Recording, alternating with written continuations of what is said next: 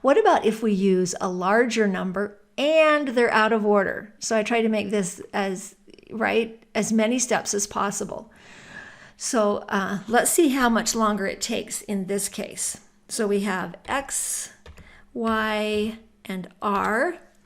And our initial setup is, we start with x is 2646, y is 2100, and looks like we're going to need to spread these a little bit more. And the very first thing is we need to swap x and y, right? And so remember to do that, when you're doing it in programming, you need to do a temporary variable to make that work.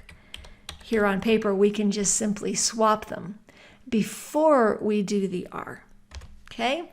So that took an initial step to swap those. And then we want to do the mod.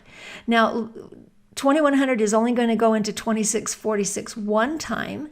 And so to get the remainder, we simply subtract them, 2646 minus 2100.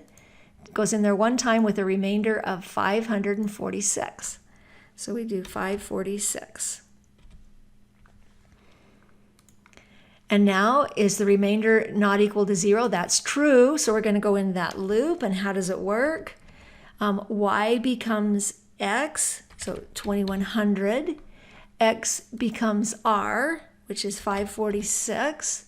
And then we get the remainder. Now this is going to go in more than one time, which is just fine. It just means we're going to have to use our calculator. So 2100 divided by 546 equals, so it goes in there 3.8 times plus a whole bunch. And that doesn't give us the remainder. That just tells us how many times it goes in.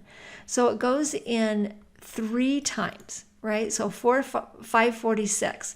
Well, to compute then what the remainder is, we have to figure out what that is. What is 3 times 546?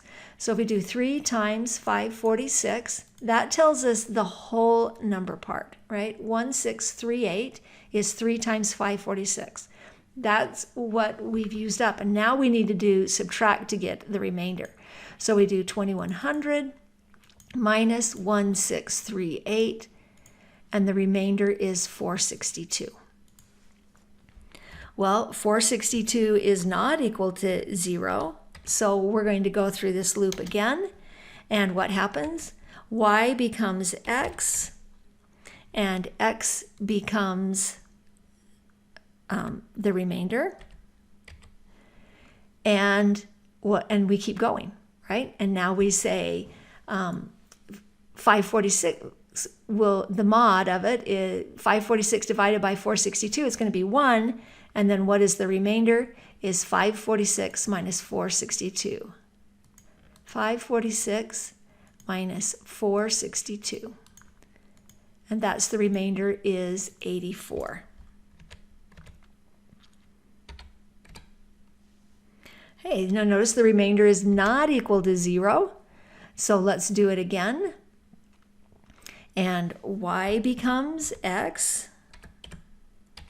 and x becomes r, and now we need to compute the mod again. So 462 divided by 84, 462 divided by 84 equals 5.5, so it goes in there 5 times. So 5 times 84 equals 420. So we're going to take that 462 minus the 420, and that gives us the remainder of 42. Okay, now that remainder is not 0. We're going to loop again. What happens? Y becomes x, which is 84. X becomes the remainder, which is 42. And we do the mod. So 84 divided by 42 equals 2 evenly, no remainder. So then that's the part we want, is the remainder, and it turns out it's 0. Now we look at that while loop, and r is r not equal to 0 is false, so we're going to end the while loop. So we end the while loop, and we're going to return x. And x is our value for the greatest common divisor. So it's 42. Let's go back and compare how we did that last time. And sure enough, we came up with that same value, 42.